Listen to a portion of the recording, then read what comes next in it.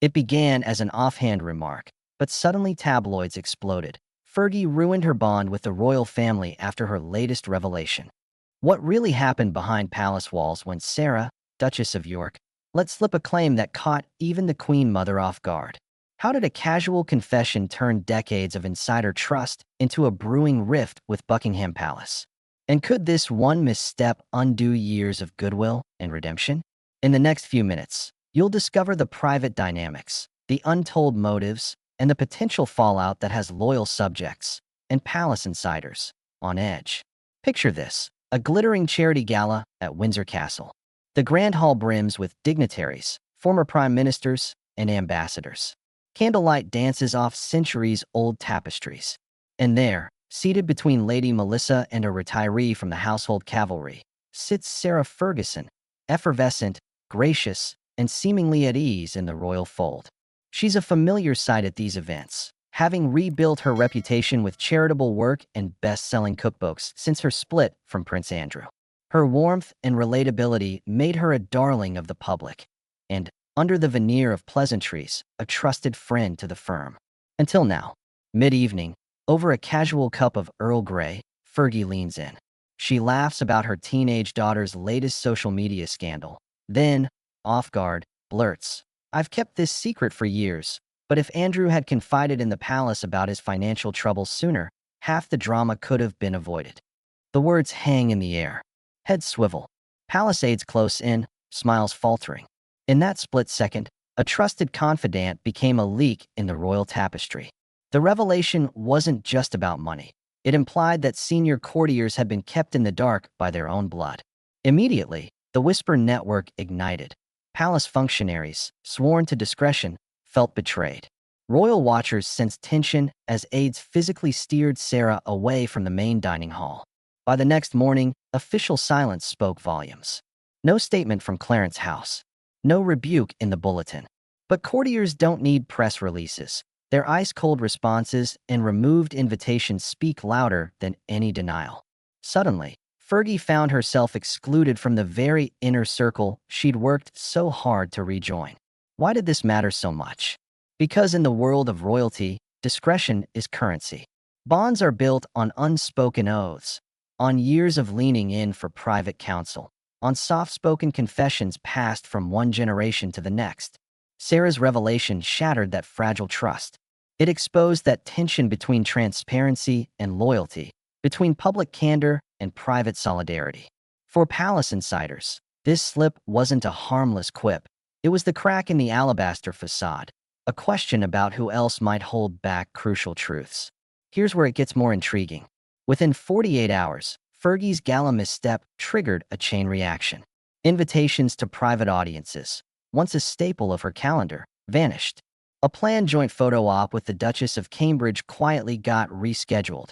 And charity patrons, wary of appearing embroiled in palace politics, began to distance themselves from projects Sarah spearheaded.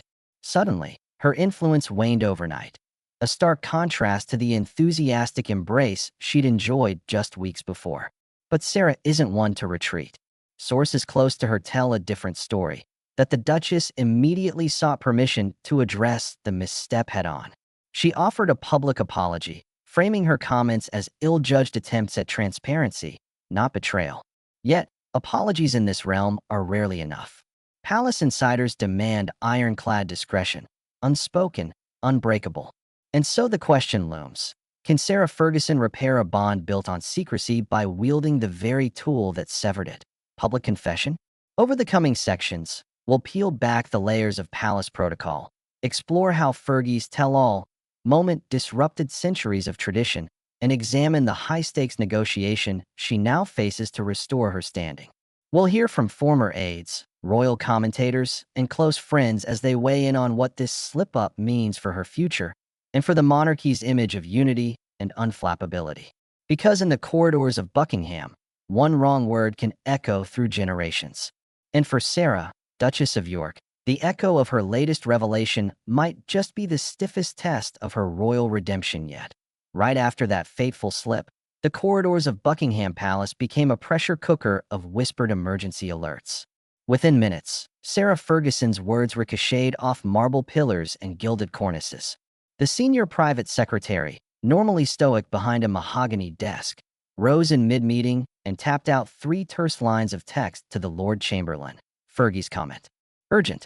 Need guidance. The tense atmosphere was palpable. Even the echo of a hurried footstep sounded like a thunderclap.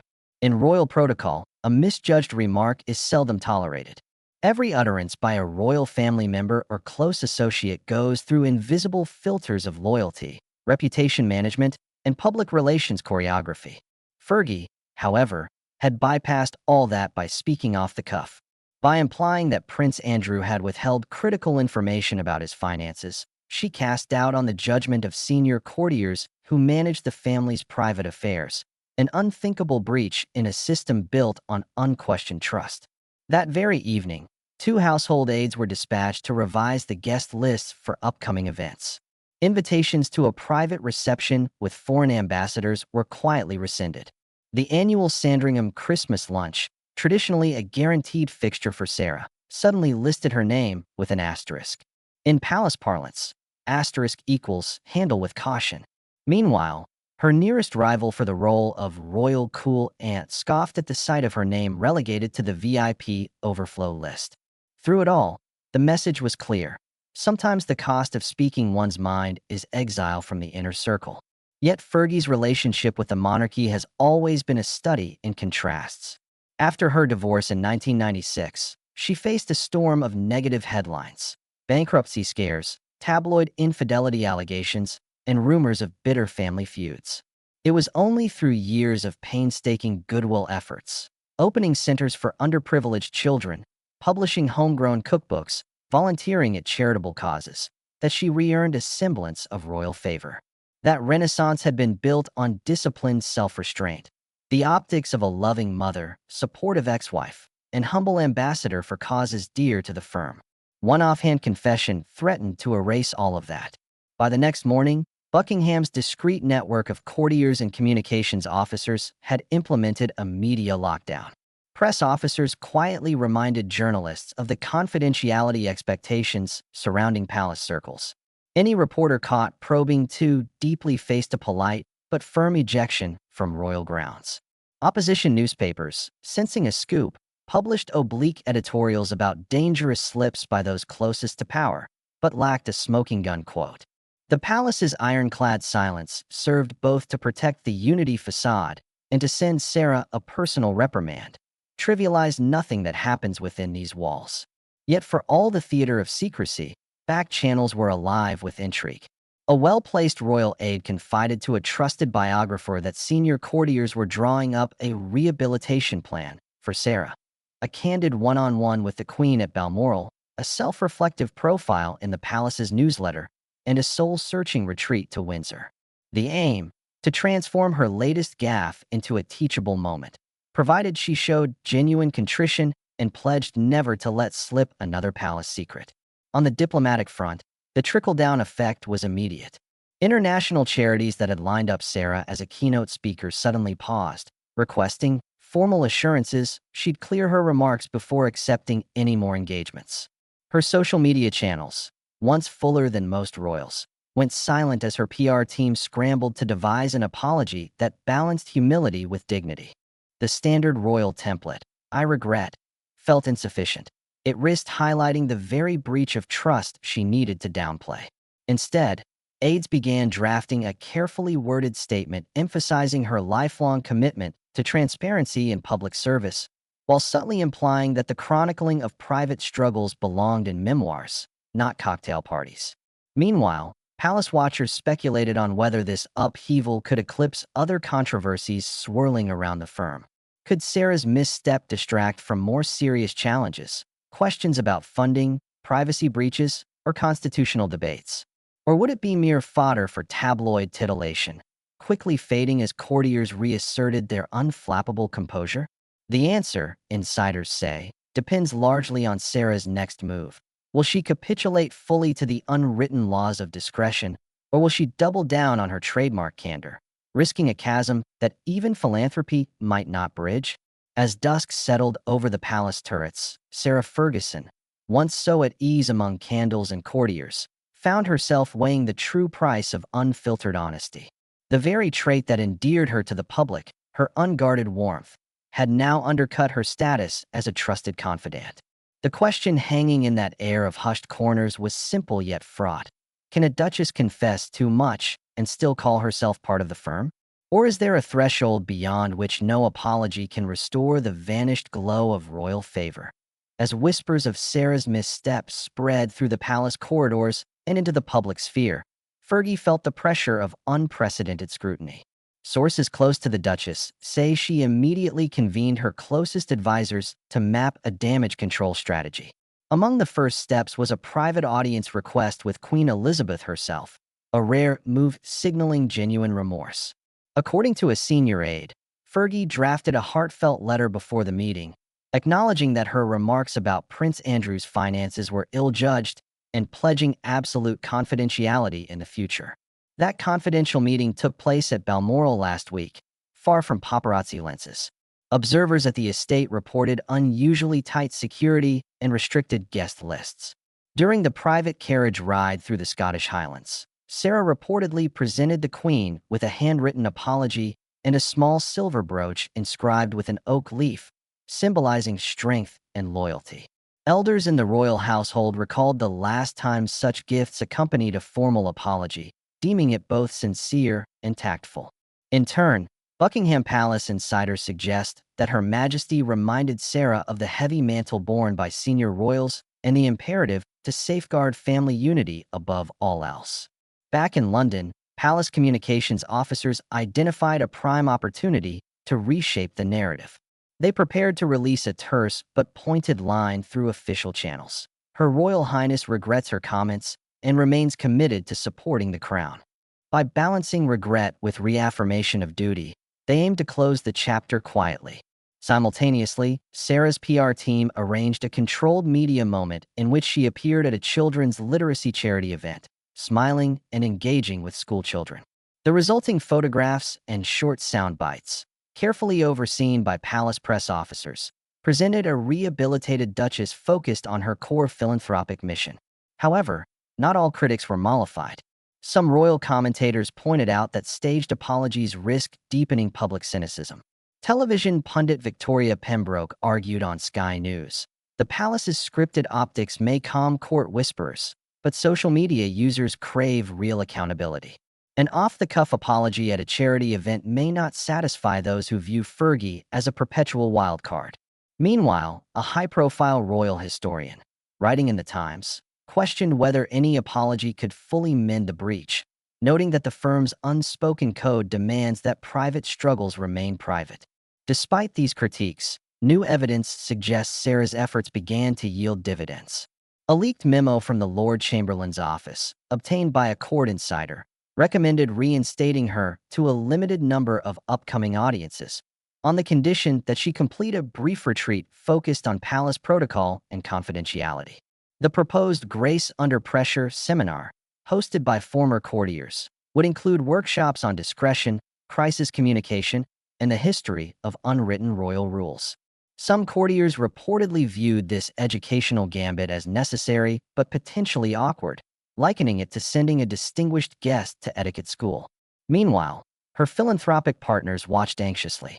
The patron of a high-profile children's hospital admitted off-record that the organization could tolerate a brief hiatus, but any extended gap in Sarah's involvement risked donor fatigue.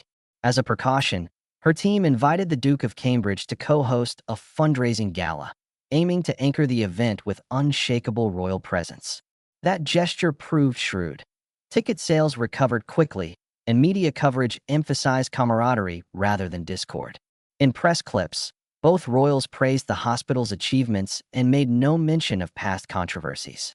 Public sentiment, measured through opinion polling firms, reflected a tentative uptick in Sarah's favorability.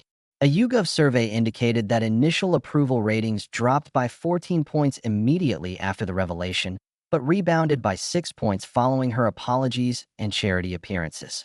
Digital analytics also showed an uptick in social media engagement at her welfare projects, suggesting that audiences were willing to grant her a second chance, provided they saw sustained commitment and decorum.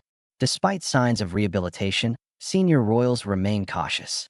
Invitations to next month's Buckingham Garden Party were drafted with special instructions for Sarah's hospitality team, ensuring that sensitive discussions remained off the record.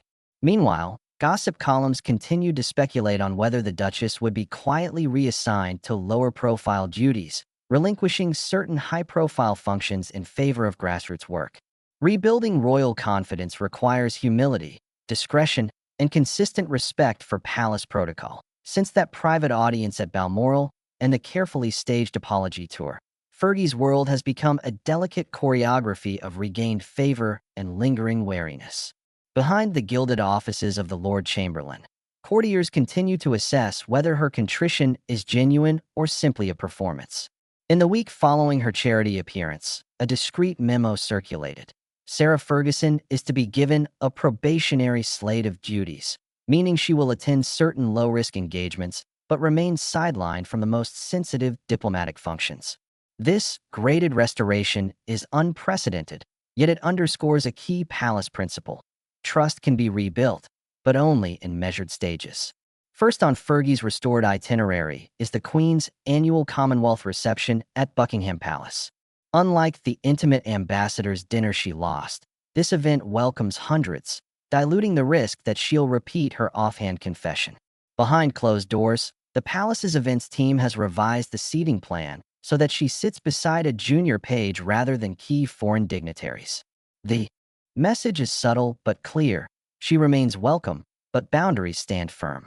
Palace insiders note that the guest list includes several of Sarah's longtime charity patrons, a goodwill gesture designed to demonstrate both her value and the firm's willingness to forgive when corrective steps are followed. Meanwhile, Sarah's advisors have plotted a low-profile tour of several regional charities in northern England. By focusing on grassroots work, opening community centers, championing literacy programs, and even judging a local baking competition, she can reinforce her rehabilitated image as the people's princess rather than a palace raconteur. Local newspapers have already praised her authenticity, quoting residents who felt seen and heard. The courtiers monitoring press coverage report a soft uptick in positive sentiment, but caution that such goodwill remains fragile. One more gaffe could erase weeks of careful repair work. On the palace side, the communications team is drafting a new house-style guide for Fergie's public remarks, a document normally reserved for senior royals. It outlines do's and don'ts. Avoid off-record commentary about family matters, steer clear of references to unconfirmed palace finances, and always clear anecdotes through her private secretary. This unprecedented measure reflects both her unique path back to favor and the palace's heightened anxiety about leaks. Advisors joke that it's akin to teaching an old hand new writing habits, but better that than risking another revelation that could undo months of goodwill. Even beyond official duties, small gestures matter. At Windsor, a senior lady-in-waiting has been assigned as Sarah's protocol mentor, attending her regional charity ribbon cuttings to ensure she adheres to proper greeting etiquette and avoids politically sensitive asides. At Clarence House, William and Kate's team quietly conveyed through channels that they appreciate Sarah's charitable zeal but expect tighter discipline in public remarks. Although the Cambridges maintain a cordial relationship, their implicit warning has not gone unnoticed. Loyalty to the institution overrides personal affection, and cross-family solidarity remains paramount. Yet the most telling sign of her precarious position lies in the private invitations list to Trooping the Color. Fergie's name now appears in the third column, reserved seating that neither embarrasses her nor places her directly under royal scrutiny on the balcony. If the weather is fair and spirits remain high, she'll wave alongside her ex-husband and daughters. But any show of discord, an off-cuff comment to the press, or even a visible grimace, would translate into immediate removal from future ceremonies. Courtiers liken it to the royal version of probation, reminding Sarah that redemption is a process, not a destination. Amid all this, tabloids continue to churn rumors of palace intrigue. Some claim Sarah may be permanently demoted to purely charitable work, while others suggest the Queen's own confidence in her has been eroded irreparably. Fergie herself remains publicly upbeat, sharing behind-the-scenes Instagram stories of sewing teddy bears for a children's hospice and offering heartfelt thanks to volunteers.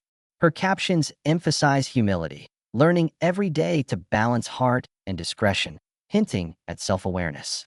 Yet insiders caution that this digital charm offensive must not stray into oversharing. The very medium that rebuilt her reputation once facilitated her downfall. As weeks turn into months, Fergie's fate hinges on consistency. If she continues to champion causes, follow palace guidance, and avoid unscripted palace commentary, her bond with the royal family may fully mend, though it will never be quite the same. On the other hand, a single slip could send her back to the shadows of the guest list, forcing her to rebuild reputation from the ground up once more. In an institution where tradition holds supreme authority, Sarah Ferguson's journey offers a rare glimpse into how even the most charismatic figure must sometimes bend to the unwavering protocols of royalty. Since her graded restoration began, Sarah has tread a narrow path between public penance and private resilience. After trooping the color, where she stood quietly in a third-tier vantage point, courtiers observed her every gesture. A small slip, perhaps a wistful sideways glance at Prince Andrew, or an overly familiar greeting with the household cavalry, could have restarted the whisper campaign. Instead, she smiled warmly at parade-goers, nodded reverently to officers, and then stepped back without comment. That disciplined restraint earned a private nod from the Lord Chamberlain, a small victory in a high-stakes game of protocol. In the weeks that followed, her team doubled down on local engagements. She co-hosted a youth mentorship panel in Manchester with dignitaries from the Ministry of Education. Under soft spotlights in a converted mill, she spoke candidly about resilience, emphasizing that setbacks, financial or reputational, can be managed with integrity and service. "I've learned that candor must be balanced with care," she told 300 students and teachers, prompting spontaneous applause. That moment, unfiltered yet controlled, reminded observers of her genuine warmth, recalibrating her image from cautionary tale to seasoned guide. Meanwhile, Buckingham's private soft power initiative quietly unfolded. A memo circulated advising embassies and foreign dignitaries that Sarah Ferguson was now an approved goodwill envoy for domestic causes. That allowed her to represent the crown at low-risk international charity conferences, an incremental return to diplomatic duties. In Oslo, she keynote addressed a conference for refugee education, praising Norway's model while subtly showcasing British leadership in international humanitarian work. Photos of her conversing with ministers under minimalist Nordic design backdrops appeared in official press portals alongside the Union Jack, signaling regained trust. Yet not every effort went smoothly. During a virtual reunion with former alumni of her children's charity, she inadvertently revealed that an aide had advised her on talking points only moments before logging on. That admission, though minor, reignited concerns about her need for constant scripting. Critics seized on the comment, labeling her too coached to field unscripted questions, a subtle reminder that authenticity, once lost, is hard to reclaim. Courtiers privately advised her team to remove references to internal guidance and focus strictly on charitable outcomes. On the social front, Sarah's Instagram, once a cascade of personal anecdotes, has become more curated. She now posts at set times, with captions vetted by palace communications officers. Her followers have noticed the shift. Gone are the spontaneous backstage selfies. In their place are polished images of her cutting ribbons and engaging, dignified smiles. Some fans lament the loss of candid flair, but others appreciate the new equilibrium, an F word no longer for fearless, but for focused. Through it all, her relationship with Prince Andrew remains a silent undercurrent. Though their divorce made headlines decades ago, he still appears by her side at select events.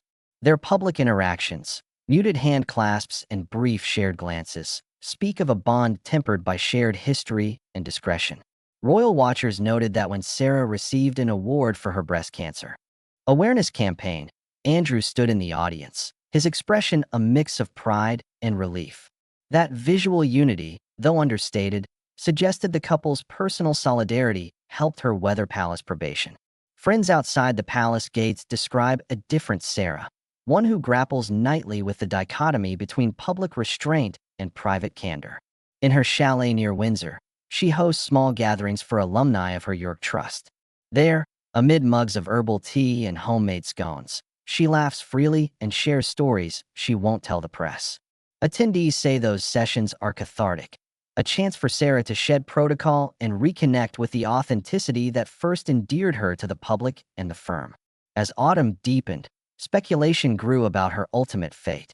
Would she earn full restoration by the next Jubilee? Or would this probationary phase extend indefinitely, relegating her to the fringes of official functions? Some palace insiders believed her rehabilitative efforts would culminate in a guest appearance at the state opening of Parliament next spring, an invitation that would mark her complete return. Others argued that any such move would risk overshadowing younger royals and complicating constitutional optics. Then came a surprise overture, an invitation from the Duke and Duchess of Cambridge to co-host a youth climate summit in Edinburgh. The event, billed as intergenerational collaboration, offered Sarah a platform aligned with her environmental advocacy. Accepting would signal restored confidence from the core royal household, while declining could suggest lingering doubts about her discretion. After a 2-week deliberation and a discreet protocol review at Clarence House, Sarah tentatively accepted, provided she adhere to strict briefing schedules and maintain a no-comment policy on royal finances. As Section 5 closes, Sarah Ferguson stands on the cusp of a pivotal reconciliation event. The Edinburgh Summit looms as her moment of truth, a chance to demonstrate that a duchess who once ruined her bond with the royal family can still rebuild it through disciplined service, measured authenticity, and unwavering loyalty. The eyes of courts, charities, and curious publics will be upon her. And in the delicate interplay of protocol and personality, one offhand remark will never again suffice. Since her graded restoration began, Sarah has tread a narrow path between public penance and private resilience. After trooping the color, where she stood quietly in a third-tier vantage point, courtiers observed her every gesture. A small slip, perhaps a wistful sideways glance at Prince Andrew, or an overly familiar greeting with the household cavalry, could have restarted the Whisper campaign.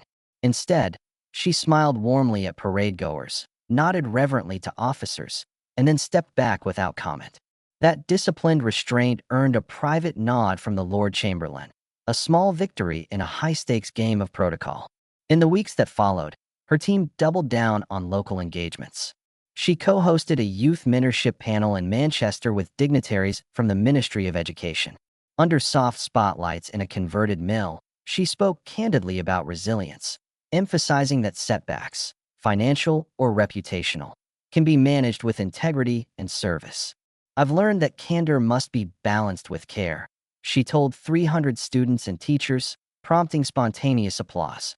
That moment, unfiltered yet controlled, reminded observers of her genuine warmth, recalibrating her image from cautionary tale to seasoned guide. Meanwhile, Buckingham's private soft power initiative quietly unfolded. A memo circulated advising embassies and foreign dignitaries that Sarah Ferguson was now an approved goodwill envoy for domestic causes. That allowed her to represent the crown at low-risk international charity conferences, an incremental return to diplomatic duties. In Oslo, she keynote-addressed a conference for refugee education, praising Norway's model while subtly showcasing British leadership in international humanitarian work. Photos of her conversing with ministers under minimalist Nordic design backdrops appeared in official press portals alongside the Union Jack, signaling regained trust. Yet not every effort went smoothly. During a virtual reunion with former alumni of her children's charity, she inadvertently revealed that an aide had advised her on talking points only moments before logging on. That admission, though minor, reignited concerns about her need for constant scripting. Critics seized on the comment, labeling her too coached to field unscripted questions, a subtle reminder that authenticity, once lost, is hard to reclaim. Courtiers privately advised her team to remove references to internal guidance and focus strictly on charitable outcomes. On the social front, Sarah's Instagram, once a cascade of personal anecdotes, has become more curated. She now posts at set times, with captions vetted by palace communications officers. Her followers have noticed the shift. Gone are the spontaneous backstage selfies. In their place are polished images of her cutting ribbons and engaging, dignified smiles. Some fans lament the loss of candid flair, but others appreciate the new equilibrium, an F word no longer for fearless, but for focused. Through it all, her relationship with Prince Andrew remains a silent undercurrent. Though their divorce made headlines decades ago, he still appears by her side at select events. Their public interactions, muted hand clasps and brief shared glances, speak of a bond tempered by shared history and discretion. Royal watchers noted that when Sarah received an award for her breast cancer awareness campaign, Andrew stood in the audience, his expression a mix of pride and relief. That visual unity, though understated, suggested the couple's personal solidarity helped her weather palace probation. Friends outside the palace gates describe a different Sarah, one who grapples nightly with the dichotomy between public restraint and private candor. In her chalet near Windsor, she hosts small gatherings for alumni of her York Trust. There, amid mugs of herbal tea and homemade scones, she laughs freely and shares stories she won't tell the press. Attendees say those sessions are cathartic, a chance for Sarah to shed protocol and reconnect with the authenticity that first endeared her to the public and the firm. As autumn deepened, speculation grew about her ultimate fate. Would she earn full restoration by the next Jubilee? Or would this probationary phase extend indefinitely, relegating her to the fringes of official functions? Some palace insiders believed her rehabilitative efforts would culminate in a guest appearance at the state opening of Parliament next spring, an invitation that would mark her complete return. Others argued that any such move would risk overshadowing younger royals and complicating constitutional optics. Then came a surprise overture, an invitation from the Duke and Duchess of Cambridge to co-host a youth climate summit in Edinburgh. The event, billed as intergenerational collaboration, offered Sarah a platform aligned with her environmental advocacy. Accepting would signal restored confidence from the core royal household, while declining could suggest lingering doubts about her discretion. After a 2-week deliberation and a discreet protocol review at Clarence House, Sarah tentatively accepted, provided she adhere to strict briefing schedules and maintain a no-comment policy on royal finances. Now, with the high-profile Youth Climate Summit in Edinburgh fast approaching, the Duchess of York stands at perhaps her most consequential juncture since the ill-fated Windsor Gala disclosure. Invitations have been meticulously vetted, seating arrangements finalized in consultation with palace protocol officers and the Cambridge's private secretariat. On paper, this event appears a natural fit. Fergie's long-standing commitment to environmental causes aligns seamlessly with the summit's mission, and presenting her side by side with capable young leaders projects unity across generations. Yet the shadow of her earlier revelation still lingers. One misstep, any unscripted aside about internal finances, any reference to past indiscretions, could undo months of painstaking rehabilitation. Behind the scenes, sources report that Sarah has spent weeks immersed in preparation. Manchester-based youth ambassadors have rehearsed their opening speeches, and briefing documents highlight every nuance of her tone to ensure her comments inspire rather than alarm. At Clarence House, a small team of advisors runs daily protocol drills, walking the Duchess through hypothetical scenarios, how to deflect attempts at personal questions, how to pivot gracefully from awkward conversational landmines, and how to strike the right balance between empathy and discretion. Even the intricacies of her attire have been considered. Deep green ensembles signal environmental solidarity, while modest jewelry avoids drawing headlines. Every detail is a calculated move in a high-stakes game of perception. On the summit stage, 2 large screens will project live-feed subtitling, ensuring the audience and broader broadcast viewers cannot mistakenly infer private meaning from her words. Her speaking segment is capped at 10 minutes, followed by a moderated Q&A limited to pre-approved questions. While some advocates bemoan these constraints as stifling, they underscore the intensity of palace oversight. If Fergie leverages this platform effectively, she could gain a measure of absolution. Schools, charities, and international NGOs will crowdfund high-profile partnerships, citing her participation as evidence that even those who have faltered can regain footing through dedicated service.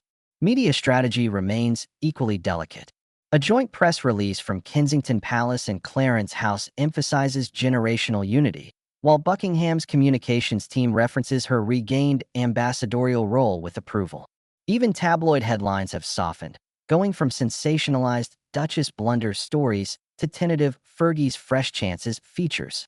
On social media, Opinion polls show 62% of respondents view her potential participation positively, an uptick from the low 40s during her public apology phase.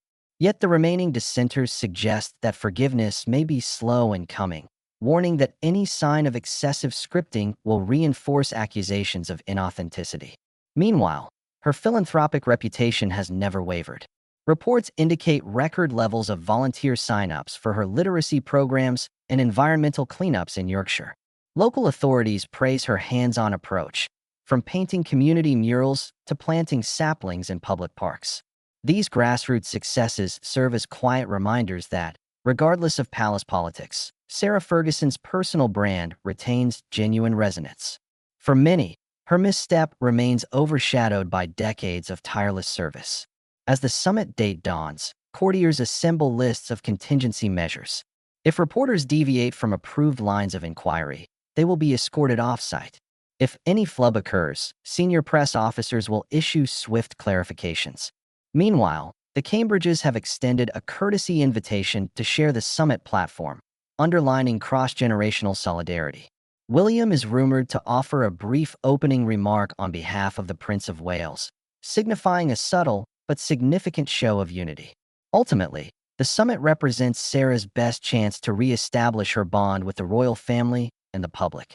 If she delivers an engaging, thoughtful, and tightly controlled performance, her probation may end, culminating in an official reinstatement, a return to high-profile engagements, and the lifting of seating restrictions. Conversely, another offhand comment could plunge her back into relative obscurity, forcing her to rebuild goodwill from the ground up. In the palace's unwritten ledger of trust, Fergie's margin for error remains vanishingly slim. Her success hinges on measured words, steadfast loyalty,